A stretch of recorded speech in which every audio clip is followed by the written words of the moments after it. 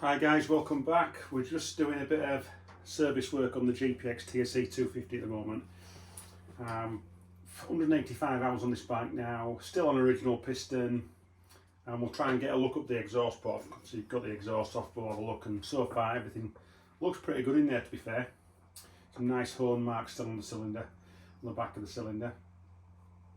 So yeah, 185 hours. The clutch, I've noticed it for a little while, but now on those occasions where I am just thrashing this thing, I'm really on the pipe and trying to get some speed, you can feel it slipping a little bit. So we've got a set of clutch plates, some steels and some fibres as well. So that's that. So we've got on with that at the moment. It's quite a straightforward procedure so far. Drain the coolant, drain the oil. Just get the engine warm first before you drain the oil, so do it in that order. Oil out first after you warmed it up, and then just let it cool a bit. Take the coolant out. Undo the bottom hose which goes into the outer case, which I've got here. That's the outer casing where the coolant hose goes in. That's just on an O-ring, is that like a steel pipe that goes in. That's fairly straightforward. And then just take all the bolts out. Firstly as well, disconnect the clutch cable. That's tucked out of the way. But yeah, take all the bolts out and it just pulls off quite easily. So obviously I've got a replacement gasket to go on there when we put it back together.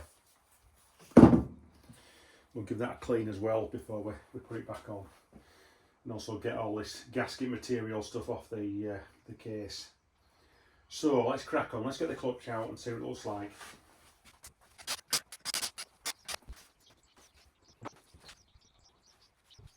So as we've taken the clutch out, we've got a piece of clutch plate what's actually fallen into the oil bucket below. Let's have a look at this.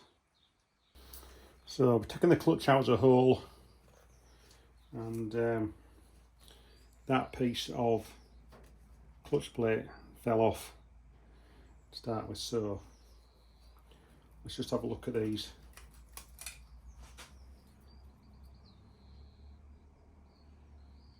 Yeah, look, it's hard to tell really because I'm not quite sure the spec on the thickness of these. Might have to measure them. The actual plates don't look too bad. Right, so there is the broken. We've also got a ring in there. Just keep that in order. Yeah, a little bit sort of rainbowy. I think what we'll do is we'll compare thicknesses between old and new. Just looking at the actual clutch basket, we've got some wear starting to appear on some of these edges. At the moment I'm not too concerned. They're not too that bad, but for what the cost of a clutch is, I'll probably run this set of plates again, and then the next time I do the clutch, I'll put a whole clutch in. I'll put a complete basket in and everything, because I think a complete clutch and basket is about, I think you pick one up for about 180 quid all in. So, and I would think by the time we get that round to doing that, I think we're probably at the point where we probably might need a full engine rebuild. But at the moment we're pretty good. I'm going to put the new clutch plates in, but before I do that, I'm just going to clean up all these surfaces where this gasket stuff is, get all that cleaned off, and then get the clutch plates in. So we've got the main engine case as clean as we're going to get it, and now what we're going to do now is just count the plates back in. Now I'm not going to oil the plates to start with. It says on the instructions on these plates that they can be run wet or dry, but what I'm going to do is I'm going to put them in dry, because when we do top the oil up,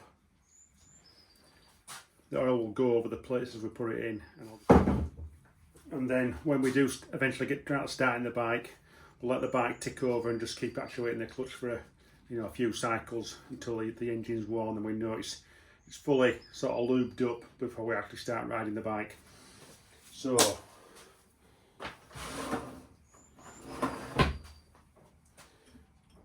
just looking at comparing,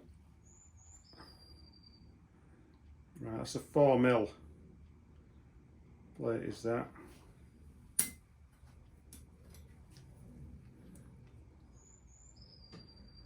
And that's 4.5mm, so there's a 1/2 mil wear in the plate. Just double check that. Yeah, we're about 1/2 mil. So there you go.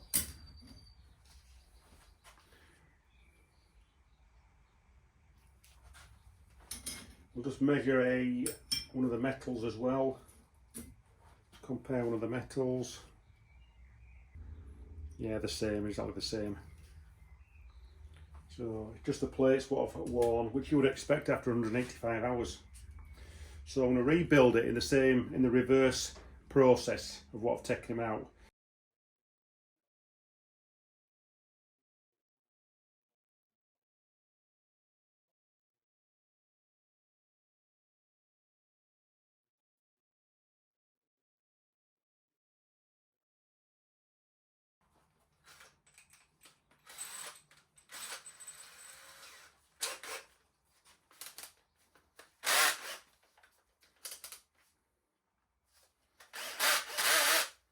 I'm going to use my drill to put these on now because it's low torque.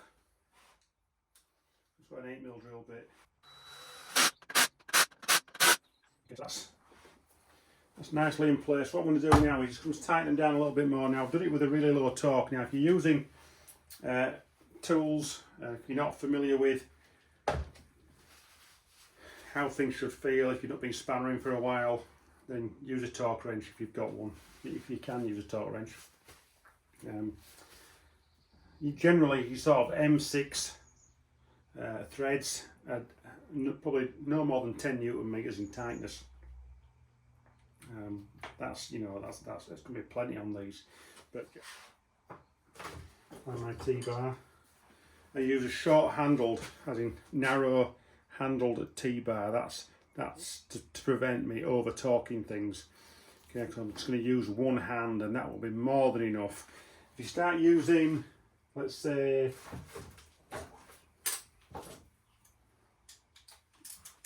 a quarter drive ratchet, you've got more leverage, yeah, so you've more chance of overdoing things, going too far with it. So I always try and use on the small stuff, you know, the 5mm, 6mm, even some of the 8mm stuff, exhaust, hanger bolts. I'll use an 8mm T-bar like that, which I've got here, and that will be more than enough. More than enough.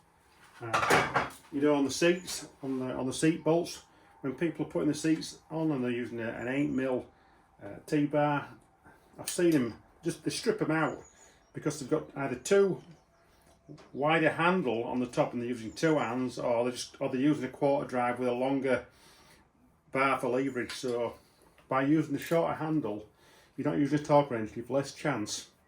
Especially if you've got the experience, you'll know how far to go with things. If you haven't got the experience, then use a torque wrench. So, what do we do? Hold that. Just snug these down.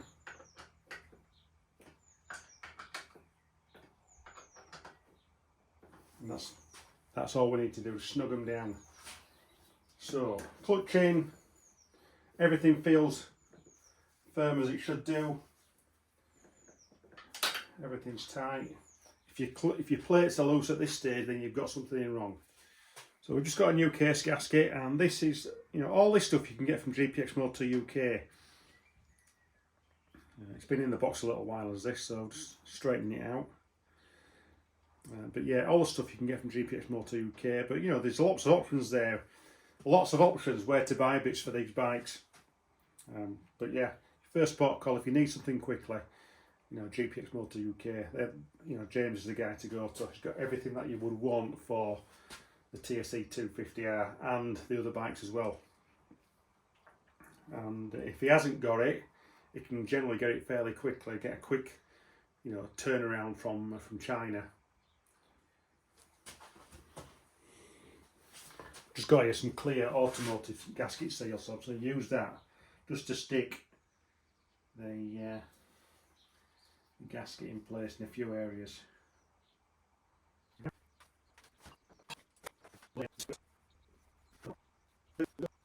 So we'll just give this engine case a bit of a clean up.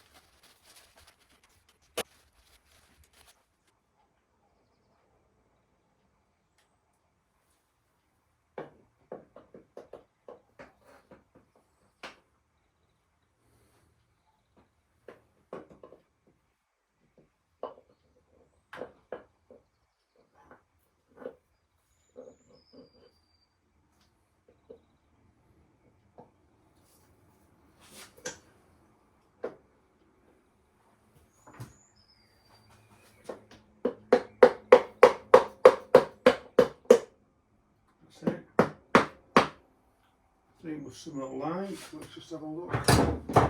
The hardest part, yeah, I think, yeah, we're good there. I think with the clutch.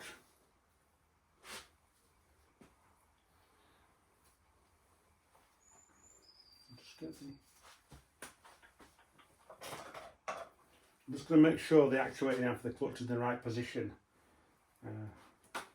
before we bolt anything up. Goes in there. I would say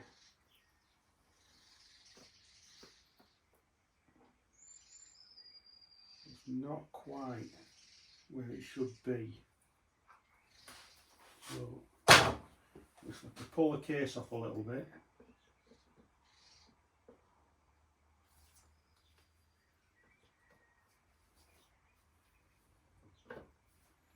Move it, and then we'll go in again.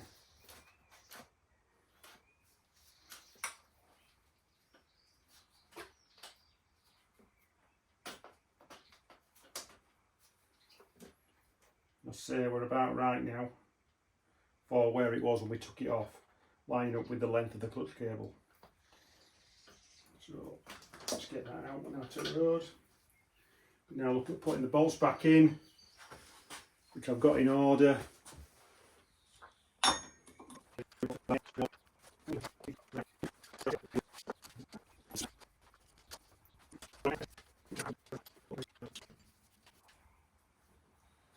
Just tighten that.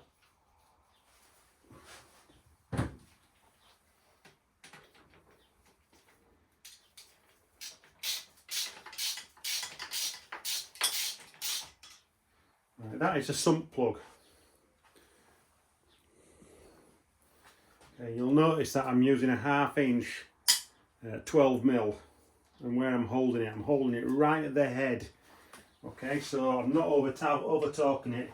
If you want to start swinging on that, then you're going to strip it out. Just hold it right at the head. That's enough. It's a brand new copper washer on. Again, one hand on all these bolts.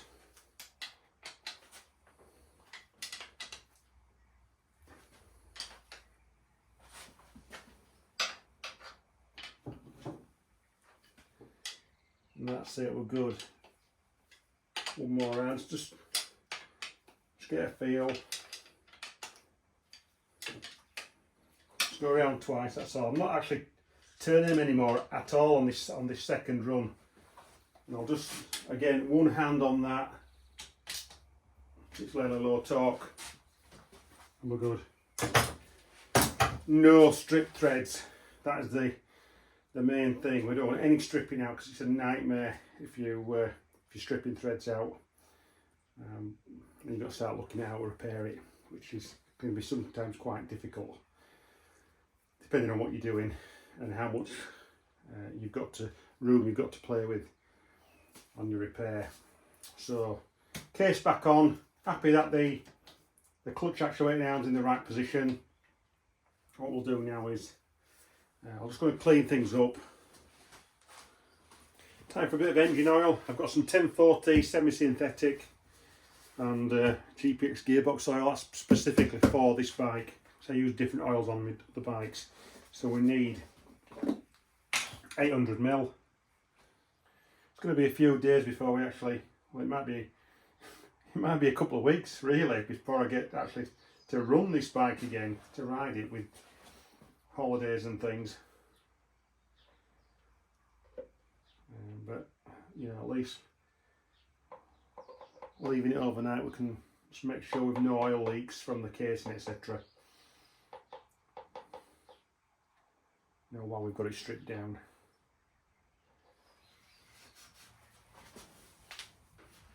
Nice and clear in the sight glass.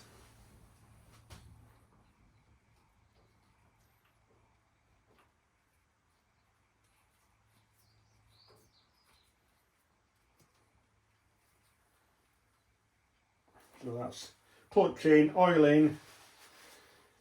Happy with that now. What we're going to do now is we're just looking at a piston inspection. Now, I'm trying to keep the maintenance on this fairly minimalistic and the work minimalistic as well. So I'm going to, before I do anything, I'm going to do a compression check and see what it is in comparison with the original compression check that I did when I first got the bike.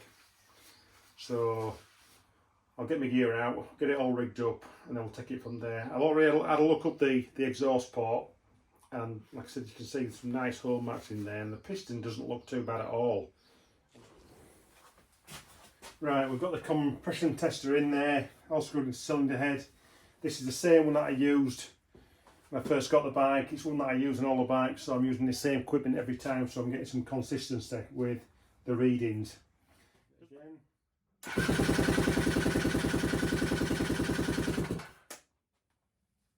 So at the moment we're showing just under 75 psi. Now that is down on compression compared to brand new. Quite a bit. On new it was around, if I remember rightly off the top of my head, it was about 135. So we're significantly down on compression here. So we need a new piston in there, and let's have a look at the cylinder. So we're just getting into it, and see one side off, the radiator off, the boost bottle for the carburetor inlet. I don't need that. That's in the bin. We're going to plug that. That's gone. Got the cylinder head to frame triangle off. So we're going to do a few things on the opposite side now. So we're starting to get into it now. So we should have the cylinder off pretty soon.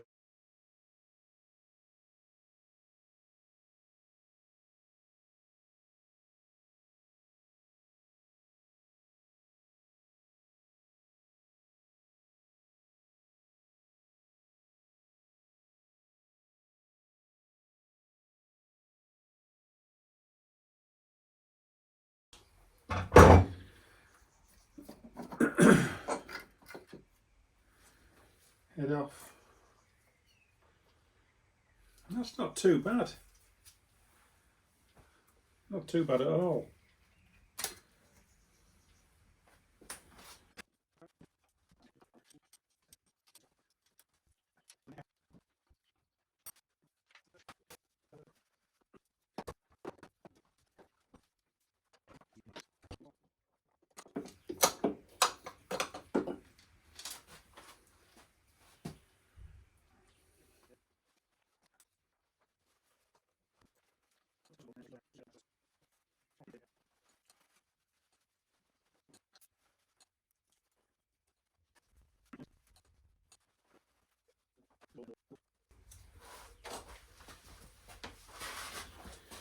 Look at getting this piston off.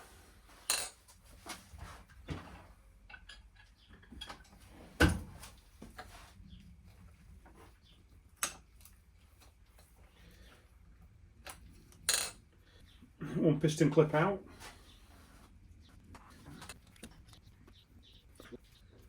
Not at all, actually. I've seen a lot worse 185 hours. A hell of a lot worse. So we'll just get this cleaned up round here, we'll seal it all up properly, and then we'll start looking at some of these bits and give GPX Moto UK a ring.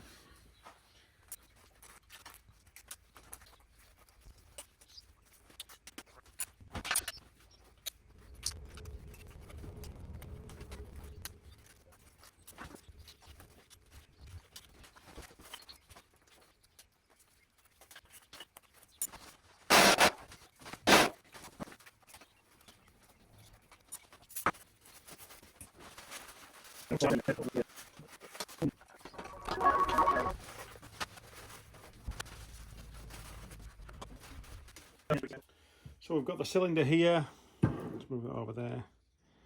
Quite happy, a lot of hole marks in there. There's one little tiny mark down that side, I don't know if you can see it on the camera, which matches up with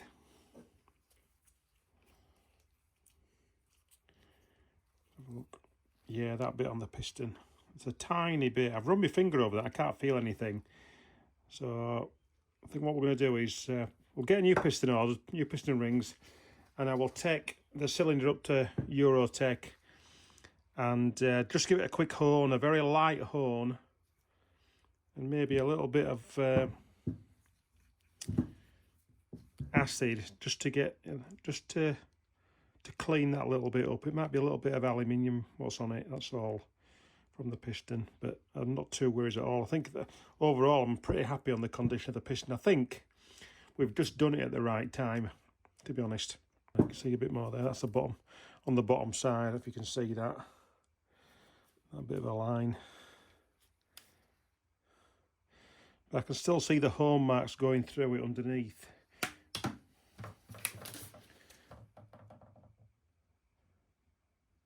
Yeah, there's no, my fingernail's not catching on anything, so yeah, a bit of a clean out and we're good to go.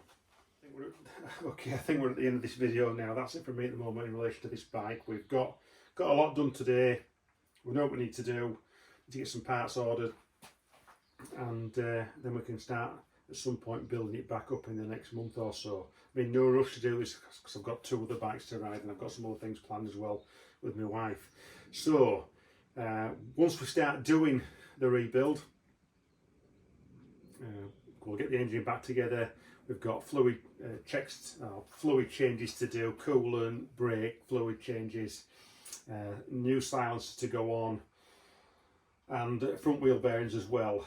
Grease swing arm, grease the linkage up, and we'll be pretty good to go. And this bike can then become again my sort of week in, week out hack, where I can ride down to the track, go out in local green lanes, do whatever I need to. This is the pure workhorse, the GPX workhorse is this. It does everything round here locally that I want it to do, and I don't need anything more for that. Like I said, with the GPX 300 build, that is for those special occasions, for those harder type riding scenarios, where I can go on camping weekends and go to Werndu and places like that, and maybe the odd race. We're certainly going to be racing in the 24-hour dawn to dusk racing on the August bank holiday. So yeah, see you soon guys, stay tuned, Hard Enduro and Adventure Media at Eurotech. Back soon with something else. See you guys.